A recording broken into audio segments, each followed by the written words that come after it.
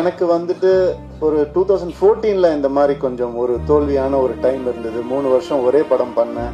அதுக்கப்புறம் என்னால் ஒரு இன்டர்வியூ கூட கொடுக்க முடியல. ஏன்னா ஒரு லுக் இருந்தது, அந்த ஒரு மாயையில் என்னை அப்படியே வச்சிருந்தாங்க. அதுக்கப்புறம் எனக்கு ஒரு மாதிரி கொஞ்சம் கஷ்டமா இருந்தது, என்னடா இப்படி இருக்கேன்னு. படமும் சரியா போல, தோல்வி அடைஞ்சுது. ஸோ அப்போ நான் யோசித்தேன், நான் ஏதாவது தப்பு பண்ணியிருக்கேனா அப்படின்னு யோசித்தேன். நான் தப்பாக நடிச்சிருக்கேனா, நான் வந்துட்டு தப்பான கதை செலக்ட் பண்ணனா, நான் அப்படி யோசிக்கும் போது என் சைட்லேருந்து எந்த ஒரு தப்பும் எனக்கு தோணலை. அப்புறம் நம்ம எதுக்கு தோண்டு போனோம், உன் சைடில் தப்பு இல்லாதப்ப. அடுத்த வருஷமே 3 ஹிட்டு ஒரே வருஷம். ரோமியோ ஜூலியட், பூலோகம், தனி ஒருவன் 3 ஹிட்டு கொடுத்தேன். நான் தோத்து போய் துவண்டு போய் கீழே விழுந்துட்டாங்கன்னா அவர் தோல்வி அடைஞ்சவர்னு சொல்கிறோம். அது கிடையாது. அவர் திருப்பி எந்திரிக்காம இருந்தாதான் அவர் தோல்வி அடைஞ்சவர். திருப்பி எந்திரிச்சிட்டாருன்னா அவர் தோல்வியே கிடையாது.